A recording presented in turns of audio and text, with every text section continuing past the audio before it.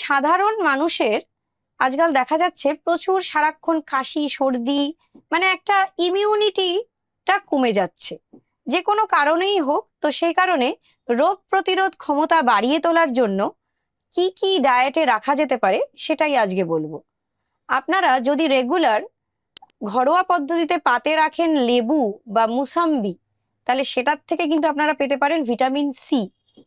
আর যদি গাজর রাখা যেতে পারে রেগুলার ডায়েটে, সেটা থেকে আপনারা পাবেন বিটা ক্যারোটিন, যেটাও কিন্তু খুব ইমিউনিটি বুস্টার। আর যদি রেগুলার ডাল রাখেন, তাহলে কিন্তু আপনারা খুব সুন্দরভাবে জিঙ্কে রেগুলার আপনাদের ডায়েটে ইনক্লুড করে ফেলছেন, সেটাও কিন্তু ইমিউনিটির জন্য খুব ভালো।